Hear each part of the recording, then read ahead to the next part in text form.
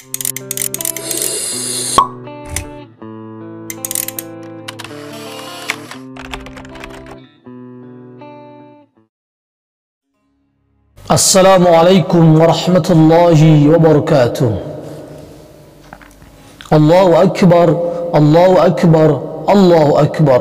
Allahu akbar kabira, walhamdulillahi kathira, wa subhanallahi bukratan wa asila. La ilaha illallah, wallahu akbar. Allahu akbar, walillahil hamd. Alhamdulillah rabbil alamin. Nahmaduhu wa nasta'inuhu wa nastaghfiruhu wa natubu ilayhi. ونعوذ بالله من شرور أنفسنا ومن سيئات أعمالنا من يهد الله فلا مضل له ومن يضلل فلا هادي له أشهد أن لا إله إلا الله وحده لا شريك له وأشهد أن محمدا عبده ورسوله الصلاة والسلام على رسولنا محمد صلى الله عليه وسلم وعلى آله وأصحابه ومن تبعهم بإحسان إلى يوم الدين. أما بعد فيا عباد الله أوصيكم ونفسي بتقوى الله وطاعته لعلكم تفلحون. وقال تعالى يا أيها الذين آمنوا اتقوا الله حق تقاته ولا تموتن إلا وأنتم مسلمون. الله أكبر الله أكبر الله أكبر ولله الحمد. Jamaah salat Id rahimakumullah. Alhamdulillah, segala puja bagi Allah atas segala karunia. Meski kita masih di tengah wabah, tapi tetap masih bisa beribadah. Walau COVID-19 masih melanda, kita masih bertemu di hari Idul Adha. Teruslah bersyukur kepada Allah karena tiada yang sia-sia. Tetaplah bersabar atas apapun yang ditimpakan, karena akan berbuah kebaikan dan pahala di hari kemudian. Salawat dan salam kepada Rasulullah sang teladan yang kebersamaannya menjadi satu kerinduan. Kiranya Allah kumpulkan kita bersama Nabi Muhammad dan orang-orang yang beriman. Oleh karena itu, bagi mereka yang tetap sabar dalam beribadah, tidak berputus asa dalam usaha, senantiasa berbaik sangka kepadanya, semoga termasuk hamba Allah yang bertakwa. Akan tetapi, sungguh menjadi satu kerugian bagi mereka yang gagal untuk mengambil pelajaran ketika banyak ibadah malah ditinggalkan, menjadikan corona sebagai alasan, tapi paling sibuk jalan-jalan, paling heboh di setiap kerumunan, dan suka melakukan kulineran. Bagaimana tidak dikatakan merugi, wahai manusia? Bukankah kita sedang diberikan ujian wabah? Hampir semua terkena dampaknya. Kehidupan katanya jadi serba susah, tapi kenapa masih juga tak mau beribadah? Sibuk berdebat himbauan pemerintah, sok protes juga fatwa ulama misalnya, bahlah bikin gaduh di sosial media, berburuk sangka dengan yang menjadi fakta, sedangkan sholatnya tidak dikerjakan, apalagi ibadah sunnah seperti puasa Arafah boro-boro dikerjakan.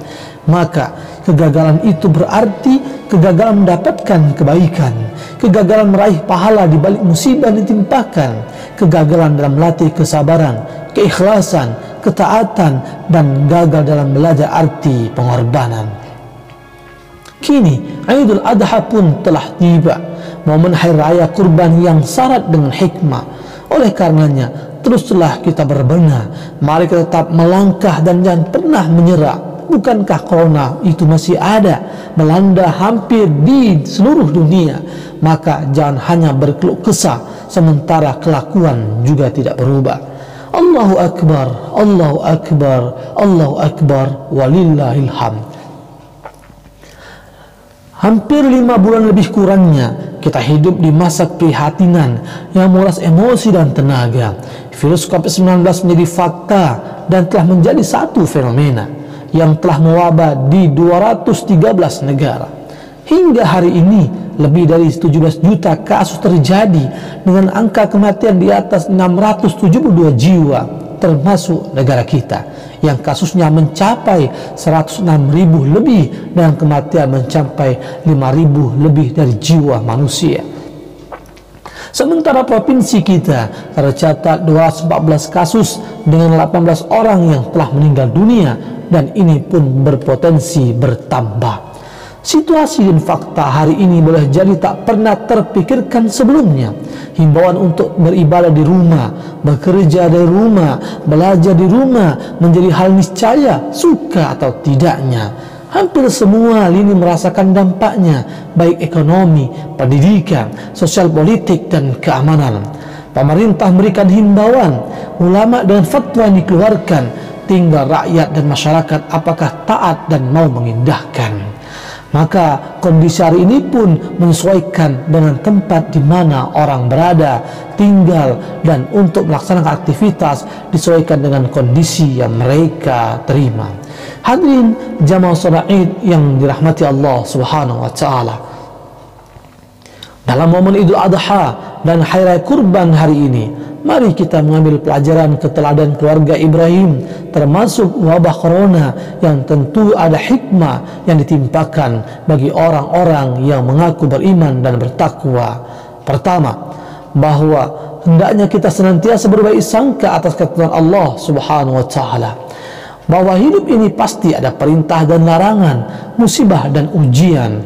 Maka ketika diperintahkan, lakukan. Ketika itu larangan, tinggalkan. Karena semua pasti ada kebaikan. Sebagai seorang suami dan seorang ayah, Nabi Ibrahim alaihissalam berbaik sangka kepada Allah Azza wa Jalla. Maka perintah apapun yang diberikan tetap dilaksanakan. Karena pasti di balik perintah ada kebaikan yang akan diwujudkan. Maka ketika Ibrahim harus menempatkan istri dan anaknya di Makkah atau dikenal dengan Mekah, merupakan sesuatu yang sangat berat. Karena di tempat itu belum ada siapa-siapa, belum ada kehidupan, belum ada sesuatu yang bisa mendukung kehidupan. Bahkan air saja tidak ada, tandus tempatnya. Tetapi karena ini perintah, maka tetap dia lakukan, meninggalkan istri dan anaknya, termasuk perintah untuk menyembelih sang putra yang isyaratnya didapatkan di dalam mimpinya. Siti Hajar, seorang istri yang juga berbaik sangka kepada Allah Subhanahu wa taala, bahwa ditinggalkan dirinya di tempat yang gersang itu bersama putranya tentu atas perintah Allah Subhanahu wa taala. Maka ia menerima hati yang lapang, sehingga Allah pun memberikan kemudahan dan tidak mungkin memberikan kemalangan atas dirinya. Perintah dijalani dengan baik, mengurus, membesarkan dan mendidik putranya hingga memiliki kematangan berfikir dan kematangan jiwa. Allah pun memberikan kemudahan kepadanya dengan rezeki yang berlimpah seperti air yang hingga kini sudah dinikmati begitu banyak orang di seluruh dunia, air Zam-Zam namanya. Sementara Ismail selaku seorang putra pun berbaik sangka atas perintah Allah melalui ayahnya agar dirinya disembelih. Bahkan dirinya mempersilahkan sang ayah dan meyakinkan dirinya bahwa akan sabar atas perintah ini. Dengan demikian, selaku orang yang beriman, bahwa setiap yang berlaku dalam kehidupan tidak terlepas dari Allah Sang Maha Rahman, karena tidak mungkin sesuatu yang terjadi kecuali Allah yang menghendaki, karena takdir Allah tidak pernah salah, melainkan kita yang salah dengan penerimaannya. Boleh jadi sesuatu ditimpakan tak baik menurut kita, tapi ternyata baik di mata Allah. Begitu pula boleh jadi yang baik menurut kita ternyata tidak baik menurut Allah. Hatta corona yang masih melanda, musibah yang masih diterima, tidak mungkin tanpa hikmah. Mustahil apa yang telah menjadi ujian, melainkan tetap ada di situ kebaikan. Allah menegaskan dalam surah Al-Baqarah 216, boleh jadi kamu benci sesuatu padahal ia amat baik bagimu, dan boleh jadi kamu menyukai sesuatu padahal ia amat buruk bagimu. Allah mengetahui sedang kamu tidak mengetahui. Asa an takrahu syai'an wa khairul lakum wa asa an tuhibbu syai'an wa syarrul lakum. Dengan begitu, teruslah berbaik sangka kepadanya, menata hati ketika merasa, melihat sisi positif apa yang diterima. Teruslah menggali hikmah di setiap musibah, merenungkannya dan menjadikan spirit untuk terus melangkah, berbuat, beribadah dan bekerja, serta berserah kepada Allah Subhanahu wa taala. Karena sungguhnya dalam semua penciptaan apa yang di langit dan di bumi dengan segala aksesoris dan pernak-perniknya terdapat tanda-tanda kebesaran Allah, terdapat banyak ibrah bagi siapa yang mau dan mampu menggunakan akalnya. Allah berfirman dalam surah At-Taghabun Al-Ghabir ayat 11 yang artinya tidak ada musibah yang menimpa manusia kecuali dengan izin Allah. Barang siapa yang bertakwa kepada Allah, Allah akan berikan petunjuk dalam hatinya. Nabi pun bersabda, la yamutanna ahadun minkum illa wa huwa yuhsin zanna billahi ta'ala. Janganlah salah seorang dari kalian mati kecuali dalam keadaan berbaik sangka kepada Allah. Hadis riwayat Muslim dan Abu Daud. Dengan virus corona ini, kiranya makin menyadarkan kita bahwa kita adalah manusia yang lemah. Kelemahan ini harusnya semakin menjadikan kita lebih dekat kepada Allah, karena dengan kuasanya kita tidak bisa menolak dan menghindarinya, justru tetap diterima meski harus berpayah ria. Tentunya musibah dan ketentuan ini menjadikan kita semakin evaluasi, meningkatkan ibadah dengan sepenuh hati dan kembali kepadanya untuk beribadah dan meminta. Boleh jadi selama ini kita sudah semakin jauh, ibadah sudah tidak mau, berbuat kebaikan semakin acuh, tapi dalam kemaksiatan hadir selalu. Begitulah Allah menyatakan kita surah Ar-Rum 41 bahwa diberikannya ujian dan musibah sebagai peringatan kepada manusia agar mereka kembali. Lihatlah siapa yang mampu menolak virus ini, di mana keangkuhan manusia dengan teknologi yang dimiliki. Siapa yang berani merasa gagah? Bahkan negara adidaya pun tak mampu menolaknya. Dengan teknologi yang dimiliki yang hebat seperti selama ini, tapi tetap saja belum mampu menghadapi. Sekali lagi, dengan corona Allah menyentil manusia termasuk kita agar kembali kepadanya, mendekat kepadanya dan tidak kufur atas nikmatnya. Allahu Akbar, Allahu Akbar, Allahu Akbar, walillahil hamd. Kedua, berkorban dalam hidup untuk kehidupan akhirat.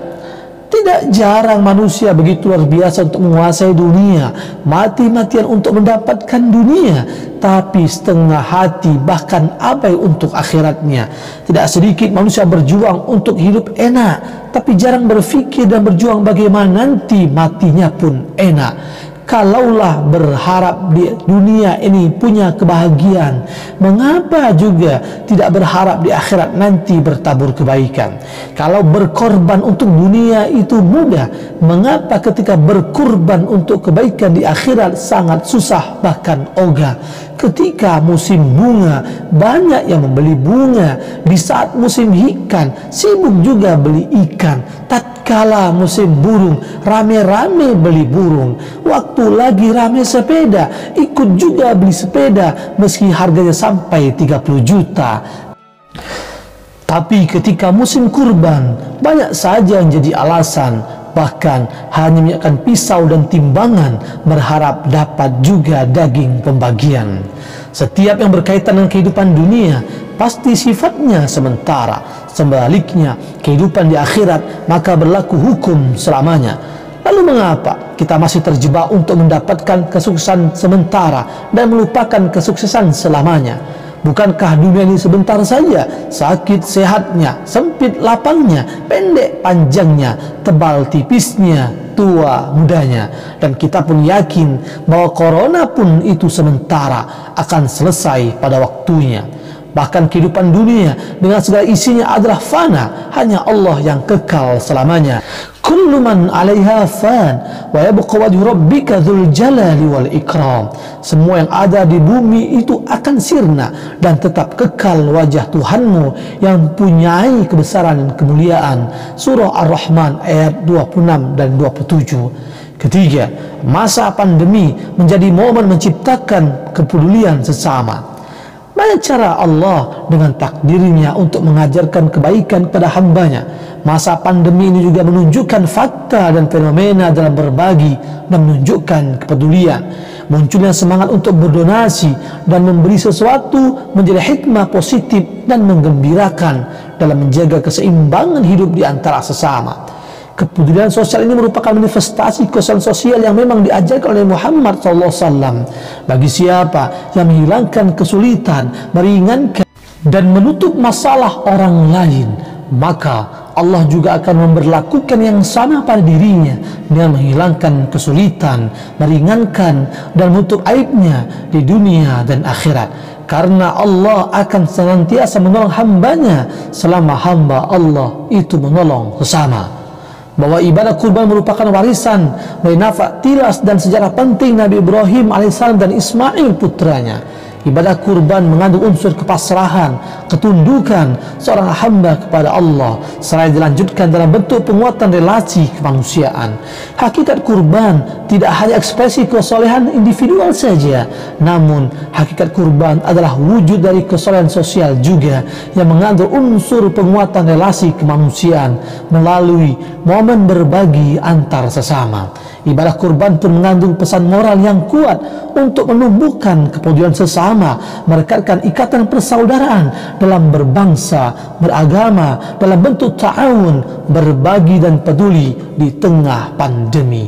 Untuk itu, cara terbaik agar kita bisa melalui ujian kemanusiaan ini adalah dengan saling menguatkan satu sama lain. Seperti isyarat Nabi bahwa orang beriman dengan orang beriman lainnya bagaikan sebuah bangunan yang fungsinya saling menguatkan satu sama lain.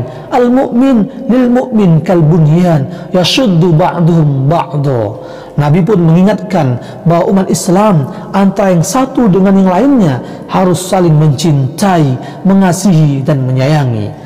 Secara fakta bahwa wabah corona itu telah menghadirkan berbagai problem kemasyarakatan di satu sisi, tapi juga menghadirkan kepedulian di sisi lain. Munculnya berbagai komunitas, organisasi, bahkan secara pribadi yang mau berbagi, meringankan, memberikan kemudahan kepada mereka yang terdampak akibat corona. Untuk itu, bisa saja apa yang terjadi hari ini memang menjadi salah satu wasilah bagi kita untuk memperhatikan kesulitan orang lain dan peduli atas problem orang lain. Jika sikap ini terus berkelanjutan di saat corona berkesudahan, betapa nikmat dan hikmah ini menjadi nilai tidak terkira dalam kehidupan kita. Allahu Akbar, Allahu Akbar, Allahu Akbar, walillahil hamd. Keempat, dengan corona ini kita pun dipaksa untuk kembali menciptakan kebersamaan, kebahagiaan di rumah bersama keluarga. Jika selama ini kita sibuk dengan kerja, anak-anak padat dengan jam sekolah dan kuliah, bahkan nyaris tak bisa sholat berjamaah, termasuk makan bersama dalam satu meja, qadarullah, kita bisa merasakan waktu yang lebih lama bersama keluarga, membersamai dalam ibadah, bercengkerama, tertawa meski kondisi agak susah. Sekolah ketika masih terkondisikan di rumah, kerja mungkin masih ada yang di rumah, serta ibadah pun masih ada yang di rumah. Tentu itu adalah bagian dari proses dan langkah kembali untuk menciptakan rasa aman, nyaman, bahagia bersama keluarga di rumah, sehingga rumah bisa menjadi tempat yang menyenangkan dan membahagiakan. Seperti isyarat Nabi, rumahku adalah surgaku, baiti jannati. Maka kondisi hari ini tentunya dengan kumpul bersama, dengan frekuensi dan intensitas yang lebih, tentu juga ada hikmah yang bisa menimbulkan kedekatan psikologis antara orang tua dengan anaknya, sehingga berpotensi pada pertumbuhan mental dan spiritual yang baik bagi anak sebagai bagian dari penjagaan keluarga dari kegagalan, penyesalan di dunia maupun di akhirat. Tentu sosok Ibrahim selaku seorang ayah menjadi contoh yang luar biasa. Seorang Siti Hajar sebagai ibu yang taat atas perintah suami dan Rabbnya, dan Ismail selaku putra adalah salah satu keluarga yang menjadi role model potret keluarga yang memiliki komitmen dalam beragama dan menegakkan kebenaran, yang memiliki keikhlasan dan ketulusan pengorbanan dalam menjalankan perintah Allah Sang Maha Rahman. Allahu Akbar, Allahu Akbar, Allahu Akbar, walillahil hamd. Jamaah Id rahimakumullah, sadarilah bahwa sungguhnya kita telah ditempa dalam penataran pandemi, di training dengan wabah corona yang masih terjadi.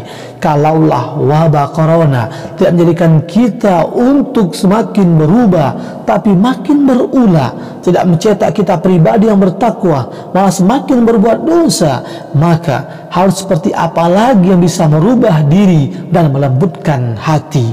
Mari kita jadikan musibah corona ini sebagai evaluasi dan terus menjaga diri. Tetaplah ikuti protokol kesehatan, menjaga jarak dan menghindari kerumunan. Tetap gunakan masker di luaran.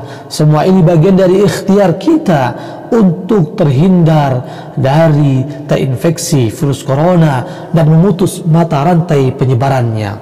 Ketahuilah, dengan segala kasih sayang Allah Subhanahu wa taala, Allah telah begitu banyak memberikan nikmat kepada kita. Cobalah kita renungkan dan kita perhatikan, telah berapa banyak kuintal beras yang kita telan, sudah berapa ekor kambing, ayam, sapi dan ikan yang kita makan, berapa ribu tabung oksigen yang telah dihirup, sudah berapa ribu tangki air yang kita minum dan dijadikan sirup. Pantaskah kita masih ingkar kepada Allah yang Maha Besar? Pantaskah kita tetap tidak mau taat, tetap selalu berbuat maksiat, sementara Allah masih memberikan rahmat? Akhirnya, marilah kita mohon kepada Allah Subhanahu wa taala, semoga kita, keluarga dan saudara-saudara kita serta para pemimpin kita senantiasa diberikan hidayah, diberikan perlindungan Allah Azza wa Jalla, dan terus menjadi orang yang bertakwa kepada Allah Subhanahu wa taala. Dalam suasana pagi yang teduh, dengan hati yang khusyuk, tunduk dan tawadu, serta penuh harap bertahtahkan pinta, di akhir khutbah mari kita sama-sama berdoa meminta kepada Allah Subhanahu wa taala yang Maha Pengasih lagi Maha Bijaksana. A'udzu billahi minasyaitonir rajim. Bismillahirrahmanirrahim. Alhamdulillahi rabbil alamin, wassalatu wassalamu ala asyrafil anbiya'il mursalin wa ala alihi wa sahbihi ajma'in. Allahumma ighfir lil muslimin al muslimat wal mu'minin al mu'minat al ahya' minhum wal amwat innaka antas sami'un qaribun mujibud da'awat.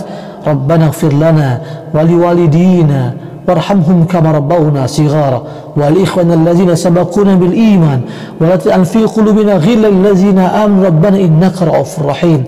Allahumma idfa' 'anna al bala wal waba wal fakhsha wal zalazil wal mihan wal fitan fi baladina hadhihi khassah wa min bildan muslimin 'ammah.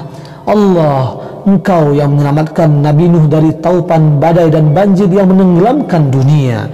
Engkaulah Allah yang telah menyelamatkan Nabi Ibrahim dari kobaran api menyala. Engkau Allah yang menyelamatkan Isa dari salib kaum durjana. Engkaulah Allah yang telah menyelamatkan Nabi Yunus dari perut ikan yang begitu gelapnya. Engkaulah Allah yang menyelamatkan Nabi Muhammad dari makar kafir Quraisy, Yahudi, pendusta, munafik, pengkhianat. La ilaha illa anta subhanaka inna kunna minaz zalimin. Ya Allah, sirnakanlah keraguan di hati kami terhadap fajar yang datangnya pasti. Hancurkan dalam diri kami yang menjadi keraguan dengan secerca kebenaran. Lenyapkan rasa sedih, gundah gulana serta duka dari jiwa kami. Ya Allah, kami berlindung kepadamu dari setiap rasa takut yang mendera. Hanya kepadamu kami bersandar dan berserah. Hanya kepadamu kami mohon dan meminta. Ya Allah, hindarkan kami dan umat ini dari segala bentuk bencana, wabah corona dan malapetaka. Jauhkan kami dari berbagai fitnah, termasuk fitnah corona serta dosa yang membinasakan. Ya Rahman, janganlah Engkau timpakan kepada kami musibah yang menghancurkan hingga kami dalam mikunya tiada kekuatan. Ya Allah, berikanlah kepada kami pemimpin yang alim, bukan pemimpin yang zalim. Jadikan kami hamba-Mu yang pandai bersyukur, bukan dari hamba-Mu yang kufur. Ya Allah, lepaskanlah kami, jauhkanlah kami dari penguasa-penguasa yang fasik dan zalim. Anugerahkanlah kepada kami pemimpin yang beriman, adil dan alim. Ya Allah, kumpulkan hati-hati kami di atas dasar kecintaan kepadamu. Pertemukanlah pada jalan ketaatan kepadamu. Satukanlah kami selalu di jalan dakwamu. Ikatlah kami di atas janji setia demi membela agamamu. Ya Allah, tetapkanlah kami di hamba-hambamu yang istiqomah. Jauhkan kami di hamba-hambamu yang menjadi pendosa.